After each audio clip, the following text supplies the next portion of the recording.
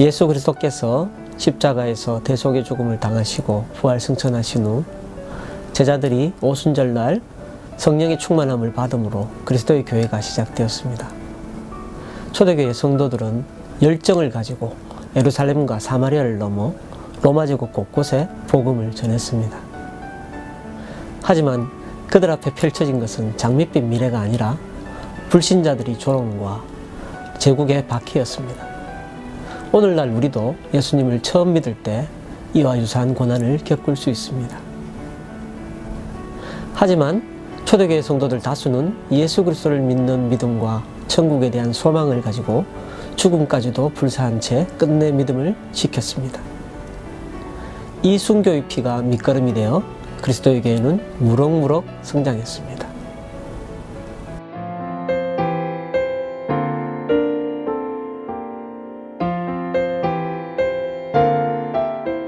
이 땅의 교회는 다락방에 모인 제자들에게 성령이 임했던 오순절 사건과 베드로의 설교를 듣고 3,000명이 넘는 유대인들이 회개하는 일을 통해 시작되었습니다.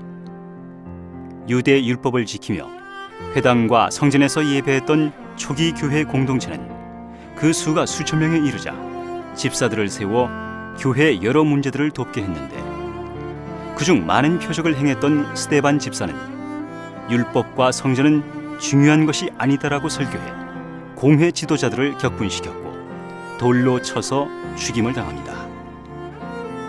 이 사건으로 예루살렘의 기독교인들은 사마리아와 시리아로 피해 기독 공동체를 세웠고 복음이 이방인들에게도 전해집니다.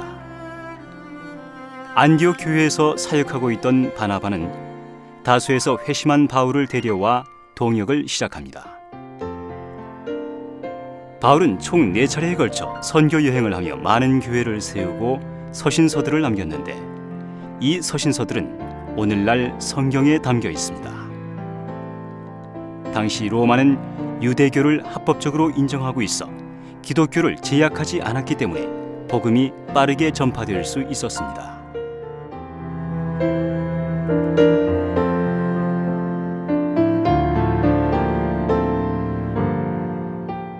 그러나 로마의 큰 화재로 도시 절반 이상이 잿더미가 되었고 성난 민심을 무마하기 위해 당시 황제 네로는 기독교인에게 그 누명을 씌워 매우 잔혹한 형벌을 가했습니다. 베드로는 거꾸로 십자가에 못 박혀 죽었고 바울은 목베임을 당했으며 많은 기독교인들이 원형 경기장에서 짐승의 밥이 되거나 화형당했습니다. 박해가 어느 정도 진정될 무렵 로마의 황제 숭배 정책으로 또다시 박해가 시작됩니다. 그렇게 수많은 핍박 속에서도 오히려 로마에서 버림받은 고아와 과부들을 돌보고 섬겼던 기독교인. 착한 행실과 사랑으로 사는 그들이 원형 경기장에서 묵묵히 죽어가는 모습을 본 로마인들은 큰 충격을 받고 복음을 받아들이기 시작합니다. 이렇게 한 명 한 명 순교의 피가 복음의 씨앗이 되어 교회는 더욱 퍼져나가게 되었습니다.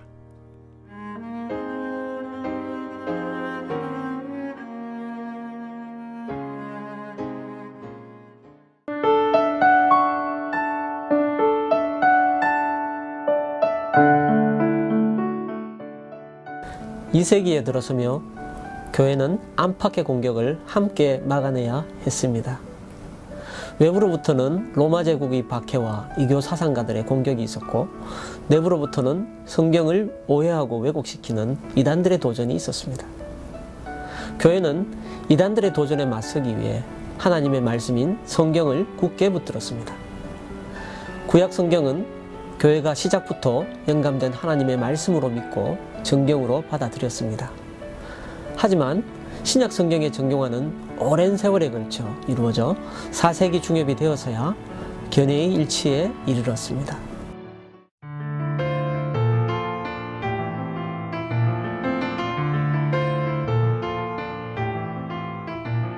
초기 교회 장로들은 새 신자를 가르치는 일과 예배 인도를, 집사들은 구제와 봉사에 힘쓰며 장로들을 도왔습니다. 예배 초소는 가정집이었고 서로 형제 자매라 부르는 동등한 관계였지만 시간이 지나고 공동체가 커지자 변화가 일어나기 시작했습니다.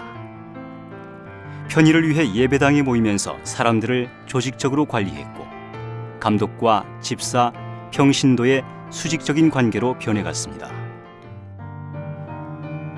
이 무렵 이단들이 출현하기 시작했는데 가장 강력한 이단은 예수님께서 육체가 아닌 영으로 오셨고 육체적인 것은 다 사악하다고 주장하는 영지주의자들이었습니다.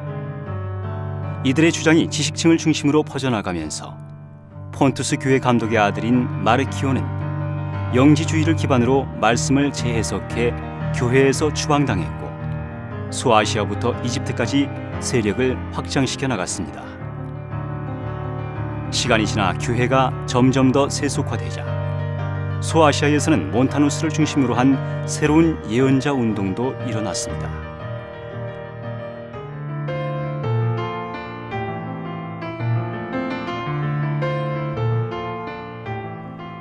당시 성경 없이 전승에 의존해 설교를 했던 교회는 이단에 대항하기가 쉽지 않자 마르키온 추방 후 신앙의 표준이라는 문서를 AD 340년경엔 신앙 고백을 담은 사도신경을 만들게 되었습니다. 이렇게 이단으로부터 성도들을 보호하기 위해 믿음의 범위를 정하는 성경 정경화 작업을 시작했습니다. 50년간 사용된 문서들 중 제자들과 연관이 있고 모든 교회가 사용하며 대다수가 아는 하나님의 내용을 담고 있으며 구약을 기초로 한 바울 서신, 마태, 마가, 누가복음을 모았습니다. 그리고 AD 190년경 유대인의 경전인 구약과 나란히 신약을 받아들이게 되고 여러 과정을 거쳐 AD 200년경에는 모든 교회가 통일된 하나의 성경을 갖게 되었습니다.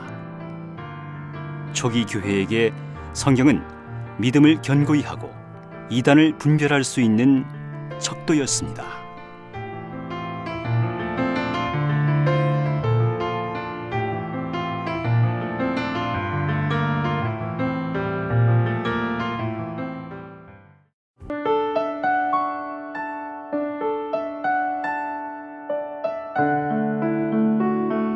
(313년) 콘스탄틴 대제가 밀라노 칙령을 공포해 기독교를 위시한 모든 종교의 신앙의 자유를 허용하므로 교회는 박해에서 벗어날 수 있었습니다. 그리고 반세기쯤 지난 380년 테오도시우스 대제 때는 기독교가 로마 제국의 국교가 되었습니다. 박해 아래서 순수한 신앙을 유지했던 교회가 로마 제국이 국교가 되면서 오히려 세속화되었다고 부정적으로 보는 시각도 있습니다.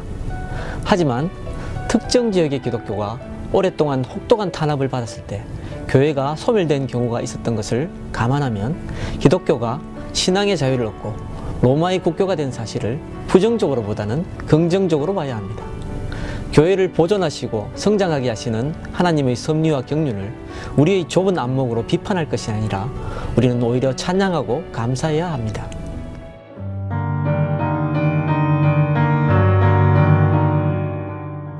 AD 250년 로마 데키우스 황제는 로마의 신들에게 제사를 바치라는 명을 내리며 그것에 복종하지 않는 자들을 박해하기 시작했습니다. 모진 고문에도 신앙을 굳건히 지켜낸 사람들은 고백자라 불렸고 주님을 부인한 성도들은 배교자가 됐습니다. 데키우스 황제가 죽고 박해가 끝나자 배교자를 받아들여야 하는지 말아야 하는지에 대한 갈등이 교회 안에 일어났습니다. 당시 사람들은 배교자들의 허물은 고백자들의 공로로 덮을 수 있다고 여겼고 로마 교회의 키프리안 감독에게 이것을 공식적으로 인정해달라 요청하자 고문으로 배교한 자들은 고행을 하면 죄를 사해주는 제도를 만들게 됐는데 훗날 이것은 면죄부 형태로 다시 나타나게 됩니다. 시간이 지나 로마 45대 황제 시절 기독교 박해가 다시 시작됐고 갈레리우스 황제에 이르러서는 온갖 잔인한 방법들이 나타나며 핍박은 극에 치닫게 됩니다.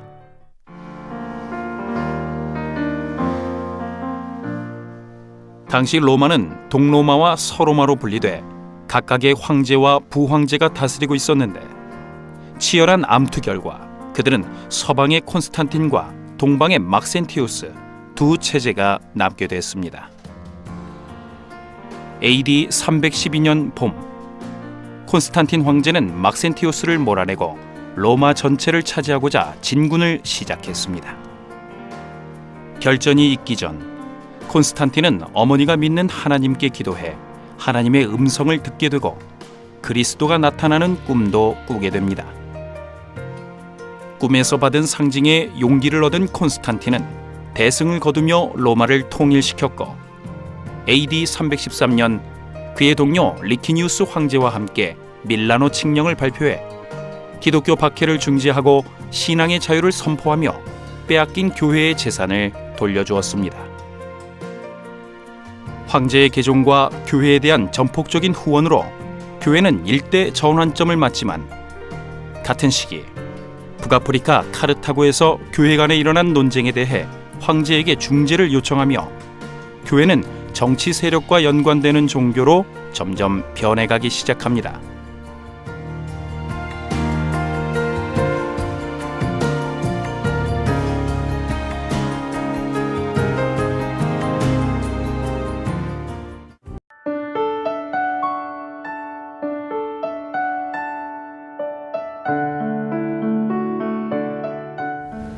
초대교회 신앙 논쟁의 핵심은 예수님이 어떻게 참 사람이시면서 동시에 참 하나님이실 수 있나 였습니다.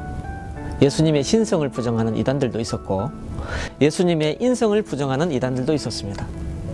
아리우스는 하나님께서 유일하신 절대자이심을 강조하는 것이 지나쳐서 예수 그리스도께서 성부 하나님과 동일하신 분임을 인정하지 않았는데 325년 니케아에서 모인 제1차 세계공회에서는 아리우스파를 이단으로 정죄하고 예수 그리스도께서 참 하나님이시라고 선언했습니다.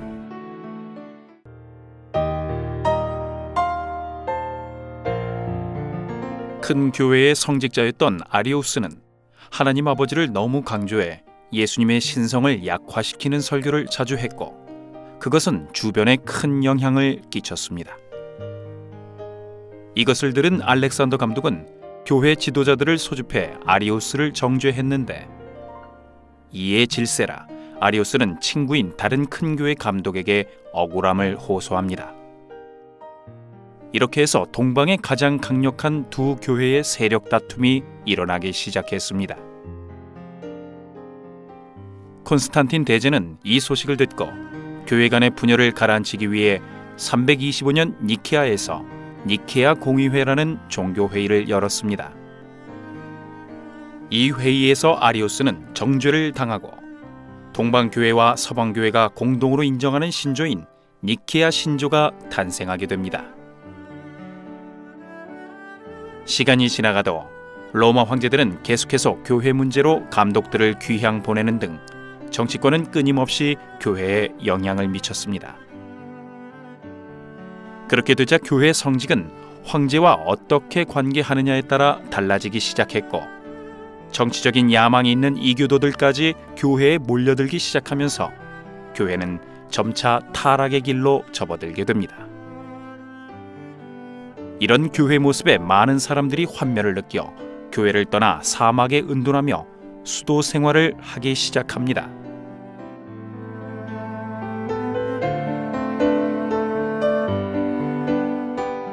초기 수도자들은 풀만 먹고 살거나 나무 위에서 사는 등 극단적인 고난을 택한 사람들이 많았고 사람들은 그들을 존경했지만 신비주의로 치우치는 경우도 종종 있었습니다.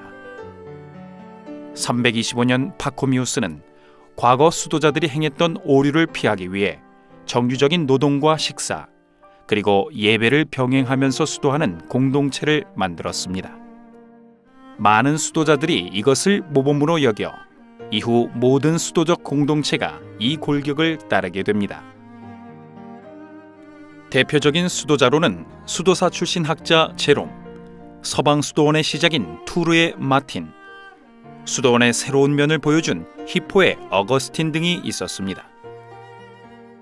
이와 같이 하나님께서는 교회가 타락할 때 믿음의 사람들을 따로 부르셔서 끝까지 교회의 생명력을 유지시켜 주셨습니다.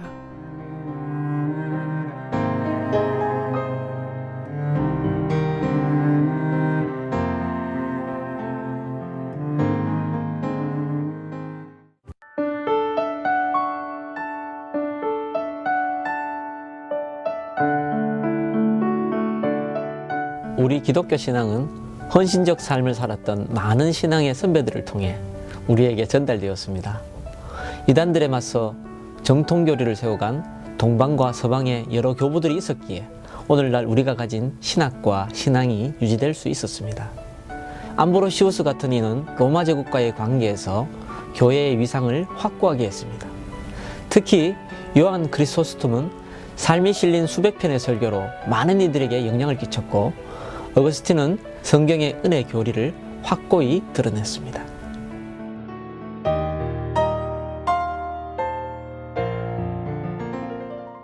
로마 안에서 기독교를 박해하는 모습은 이제 과거의 먼 이야기가 됐고, 높아진 교회의 위상은 교회 지도자들에게 권력과 교만을 안겨주는 시대가 됐습니다. 왕을 능가할 정도로 호사스러운 옷을 입고 연회를 즐기는 성직자들이 많았지만, 고행의 생활을 하며 신자들에게 청빈의 삶을 가르치는 감독들도 있었습니다.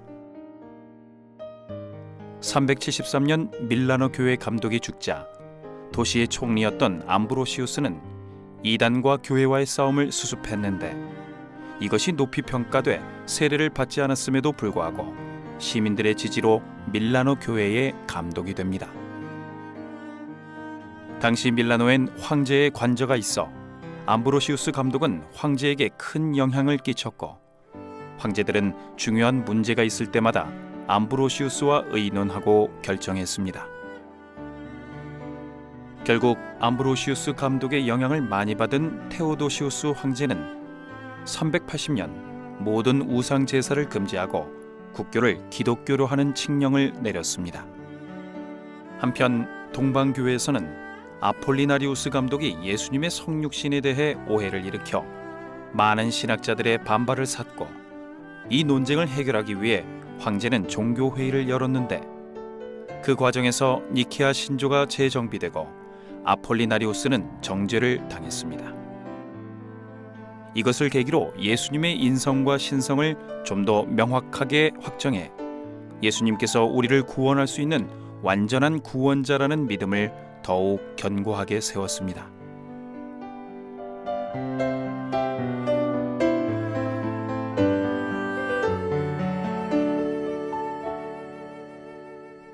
어느 날 시민들이 무의미한 폭동을 일으키는 과정에서 총독이 살해당했는데, 이에 분노한 황제가 시민 7천여 명을 경기장 안에서 학살한 사건이 있었습니다. 교회가 있는 곳에서 잔혹한 살상극이 벌어진 것에 대해 암브로시우스 감독은 황제에게 회개를 촉구하며 성찬을 금지했습니다. 그렇게 되자 황제는 많은 이들이 보는 앞에서 교황 앞에 나가 고행하고 회개하는 모습을 보였습니다. 또 콘스탄티노플에는 설교로 유명한 요한 크리소스톰이라는 감독이 있었습니다. 그는 교회 안에 있는 사제들의 악덕과 사치와 향락을 질타하고, 당시 빈번하게 있었던 미혼 성직자와 여성도가 동거하는 것을 금지시켰습니다. 또 황후의 불륜을 꾸짖는 설교도 감행해 그를 미워하는 사제 세력들과 황후에 의해 유배를 당하고 그곳에서 생을 마감하게 됩니다. 이렇게 정치권과 교회가 섞여 있는 치열한 현장 속에서 하나님은 믿음의 사람들을 세워 끝까지 교회를 지켜주셨습니다.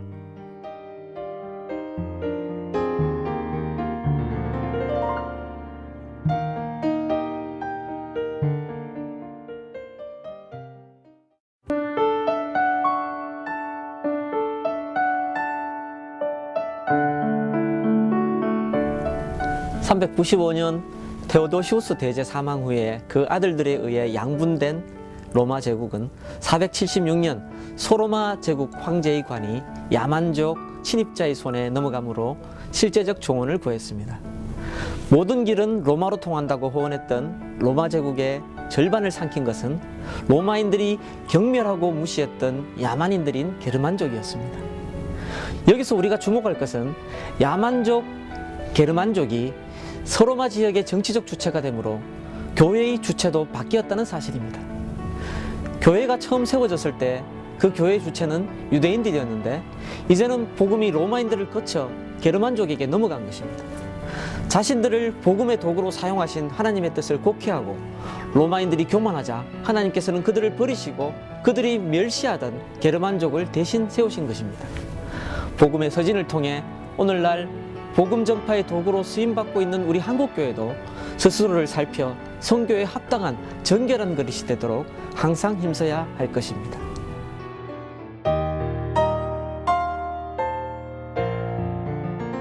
지금의 스웨덴 근처에 게르만족이라는 야만인이 살았는데 그들은 가끔 아래로 내려와 로마를 위협하곤 했습니다. 그런데 어느 날 포로로 붙잡은 로마 병사가 그들에게 이단적인 복음을 전했고 그 복음이 왕의 귀에 들어가면서 게르만족이 집단으로 개종하는 사건이 발생하게 됩니다. 그 즈음 중국 근처에 있던 종족이 이 게르만족을 침범했습니다. 게르만족은 자신의 땅을 버리고 로마가 있는 쪽으로 대이동을 시작합니다. 로마가 있는 곳으로 이동한 게르만족은 로마를 습격하고 파괴했습니다. 그로 인해 많은 로마의 시민들이 전 세계로 도망가게 되면서 이단 신앙을 받아들인 게르만족이 유럽 전역을 장악하게 됩니다.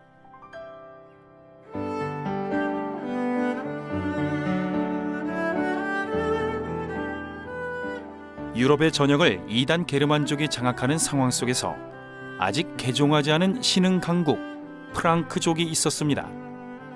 어느 날 정통 신앙을 가지고 있는 프랑크족 왕비가 남편을 전도하던 중 왕이 하나님의 기적으로 전쟁에서 승리하면서 프랑크족은 가톨릭으로 개종하게 됩니다. 정통 신앙을 믿는 프랑크족은 많은 전쟁에서 승리하고 로마 제국과 연합해 게르만 왕국 중 가장 강력한 국가로 자리매김하면서 유럽 전역에 이단 복음으로 된 제국 건설을 막게 됩니다.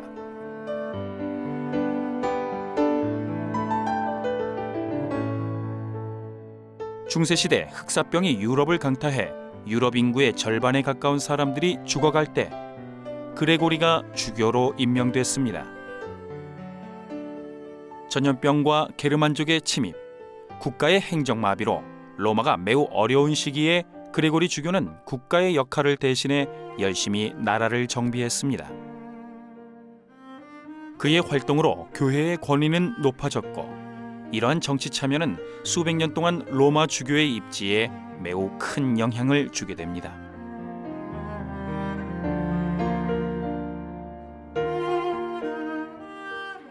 (5세기) 초 패트릭 선교사는 아일랜드 사람들에게 복음을 전하고 그곳에 수도원을 세워 잉글랜드로 많은 선교사들을 파송합니다.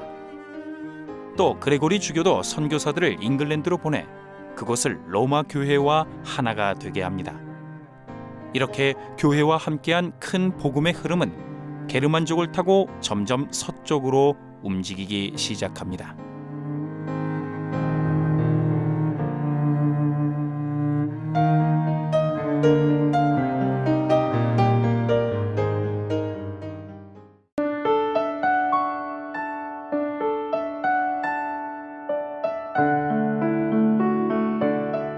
(632년) 이슬람의 창시자 무함마드가 사망한 후에 100년에 걸친 정복 전쟁을 통해 무슬림들이 소아시아와 북아프리카 지역을 장악했습니다. 그 결과 그 지역의 기독교회가 붕괴되고 거대한 아랍 문화권이 형성되어서 오늘날에 이르고 있습니다. 395년 로마 제국이 동서로 갈라진 후에도 동방교회와 서방교회는 서로 돕는 좋은 관계를 유지하고 있었습니다. 동서방교회는 약간의 신학적 차이와 성상숭배 논쟁에서 서방의 의견이 빠진 점, 동방교회에 대해 서방교회가 지나치게 간섭한 것이 결정적 화근이 되어서 1054년 대분열을 했습니다.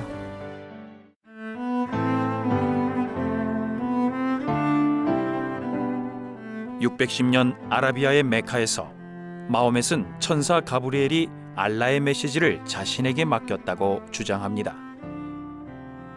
그는 자신을 따르는 공동체를 만들어 무슬림이라 칭한 다음 한 손에는 코란을, 한 손에는 칼을 들고 정복 전투를 벌여 수많은 아랍인들을 이슬람교로 개종시킵니다.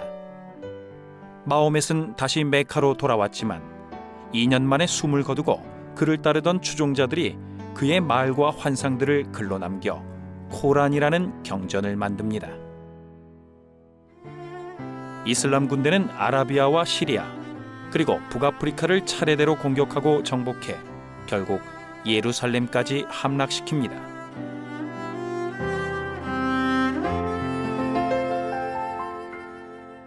언제부터인가 동방교회에선 그리스도의 그림이나 성자들의 그림 등 신앙적인 형상을 만들어 그것을 숭배하기 시작했는데, 신앙의 영웅들은 그들의 행위 때문에 성스럽게 돼 그들의 그림이나 형상도 존경받아야 한다고 주장했습니다.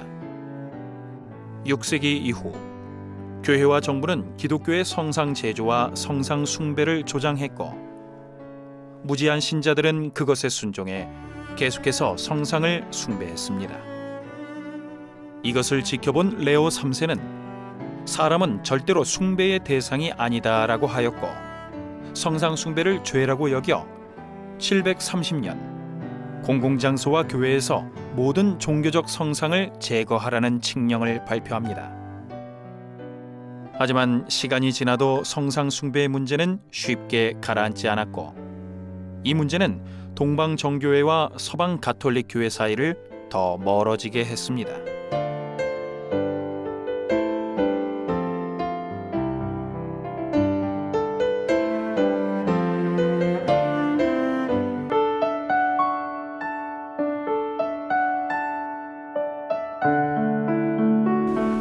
(632년) 이슬람의 창시자 무함마드가 사망한 후 그의 계승자들이 100년에 걸친 정복 전쟁을 걸쳐 소아시아와 북아프리카 지역을 무슬림들이 장악했습니다. 그 결과 그 지역의 기독교회가 붕괴되고 거대한 아랍 문화권이 형성되어 오늘날에 이르렀습니다. 십자군 운동은 성지 탈환을 명분으로 서방 기독교도들이 일으킨 군사 원정이었습니다. 원정은 초기에 어느 정도 성과를 거둬 예루살렘 왕국이 세워지기도 했지만 전국에 이르러서는 실패였습니다. 더 큰 문제는 십자군 운동의 잘못된 면들이었습니다. 십자군 원정을 위한 면죄부 남발은 중세말 로마교회의 타락의 주된 요인이었고, 원정을 빙자해 만행을 일삼은 민중 십자군의 경우 주변의 이교도들을 섬멸한다는 명목으로 유대인 학살의 악행을 범하기도 했습니다.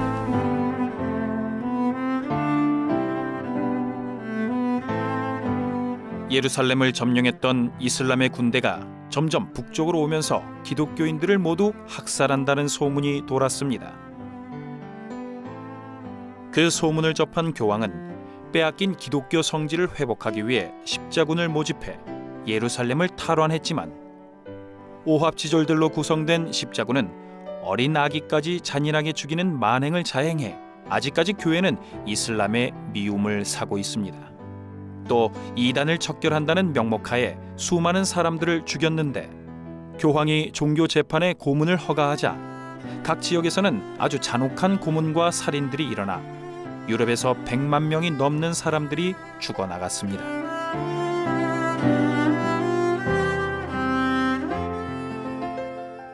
독일을 향한 선교는 수도원을 중심으로 이루어졌는데, 잘 사는 귀족들이 수도원에 참여하면서 수도원도 점점 본질을 잃게 됐습니다. 신앙의 개혁을 이루던 수도원이 돈으로 타락하자 수도원의 진정한 모습을 찾기 위해 시토 수도원을 설립하고 그곳에서 초기 수도원 정신으로 돌아가려는 노력을 꾀하게 됩니다.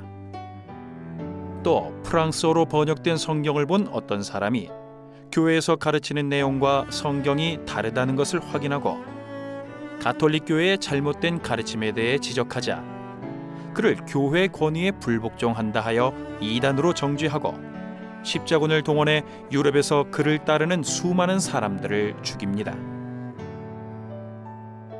중세 시대의 스콜라 신학은 교황을 신의 위치까지 만들었는데, 사람들이 직접 성경을 보게 되면서 교황의 권위와 가르침에 대해 의문을 품게 됩니다. 청빈한 삶을 살아야 한다는 주장과는 반대로 교황은 막대한 부를 누리고 있고, 그들이 말한 것들이 성경과 다르다는 것이 하나둘씩 알려지게 되면서 개혁의 움직임들이 조금씩 꿈틀대기 시작합니다.